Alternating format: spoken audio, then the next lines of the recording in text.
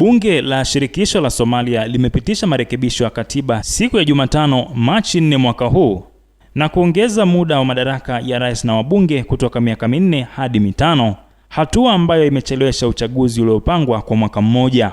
Hatua hii imetangazwa na Rais Hassan Sheikh Mahmud na spika wa bunge na imepitishwa kwa kura za pongezi na wabunge 222 kati ya 329 waliokuwepo. Marekebisho haya yanakamilisha mchakato wa marekebisho ya katiba ambao umechukua miaka mingi na kuifanya katiba iwe rasmi badala ya kuwa ya mpito iliyopitishwa mwaka 2012. Muda wa sasa wa rais na wabunge ulipaswa kuisha Mei mwaka huu, lakini marekebisho haya yameahirisha uchaguzi hadi mwaka ujao. Hii inafuatia makubaliano ya Agosti mwaka jana kati ya rais na baadhi ya viongozi wa upinzani, ambapo ilikubaliwa kuwa wabunge watachaguliwa moja kwa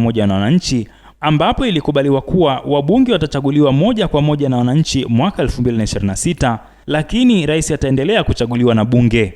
Sheria ya mwaka 2024 ilirejesha haki ya kupiga kura ya moja kwa moja, hatua iliyokuwa ikitarajiwa kubadilisha mfumo wa uchaguzi wa awali uliotegemea wazee wa koo. Somalia imekuwa ikikabiliwa na vita vya wenyewe kwa wenyewe na migogoro ya koo tangu kuangushwa kwa dikteta Mohamed Siad Barre mwaka 1991, hali ambayo imesababisha kutokuwa na serikali thabiti ya kati.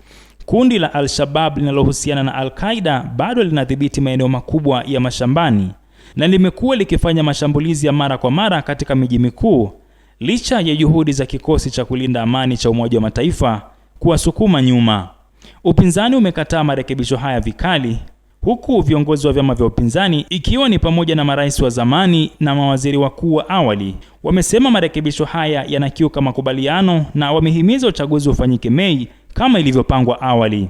Wengi wanaona hatua hii kama jaribio la kuongeza muda wa madaraka ya Rais Hassan Sheikh Mahmud, ingawa serikali haijathibitisha moja kwa moja madai hayo. Marekebisho haya yanajumuisha vipengele vingine kama kuweka kikomo cha mihula miwili kwa rais na kuweka umri wa kisheria wa kuwajibika kwa sheria kuwa miaka 18.